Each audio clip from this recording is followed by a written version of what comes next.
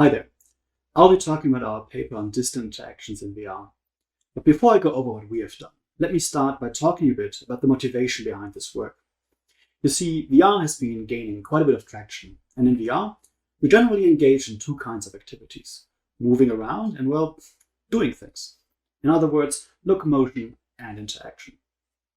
Now, those two are often connected. If I want to interact with the thing over there, I need to move there first. However, this also means that it can be quite cumbersome to act in some settings. For example, consider grabbing items from shelves in a virtual supermarket or playing a virtual game of scavenger hunt.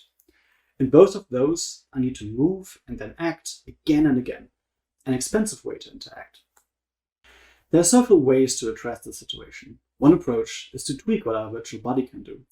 For example, we could have very stretchy arms that allow us to reach things that are further away. Or we could make it so that we can move much faster or teleport around. But all these designs to some extent impact the illusion that the virtual body we act through actually is ours.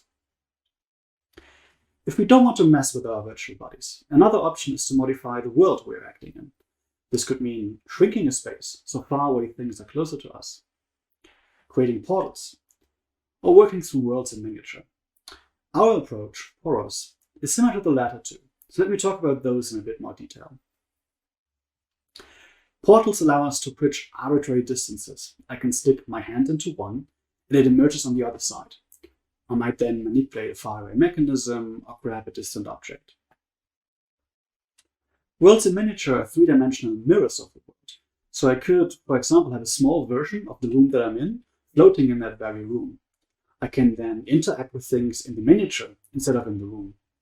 Because the miniature is smaller, I can now also reach objects that I'm actually far away from.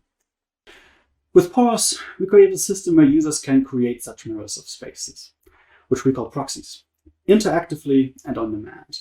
But more importantly, we also designed ways for users to manipulate and work with them. You can, of course, move proxies around and all that, but you can also perform a bunch of higher-level operations, such as for alignment. Now, I don't have time to talk about and show all the things you can do with Poros, so I'd like to point you all to our video figure that shows quite a bit more of Poros. But here's one example, where a user wants to sort returned books into the proper shelves of a library. They start by creating a new proxy around the returns, which they can also scale and position in space in the process. They can then grab a book from that proxy and move it to another one that they created earlier. Once you have created a proxy, you can, for example, move them,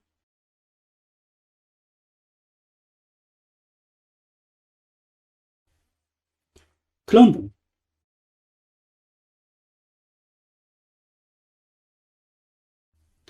attach them to things,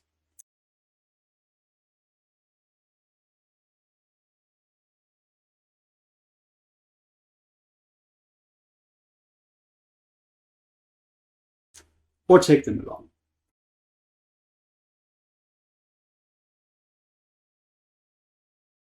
You can do those things with a proxy that is close to you or the space it is linked to. If you have multiple proxies, you can, for example, use one to search another. In the example here, I created a proxy around a book, and I'm using it to search a bookcase for instances of the same object.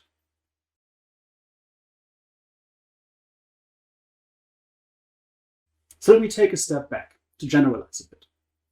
I showed you how Poros allows users to mark parts of space and create proxies for them.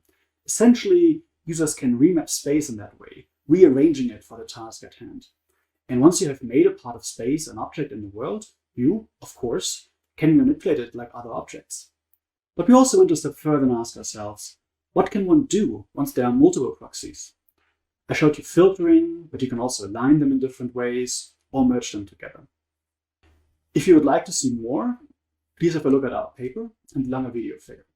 I'd also like to mention that we have made the code for Poros available, and you can grab it from GitHub and try Poros out yourself. Thank you.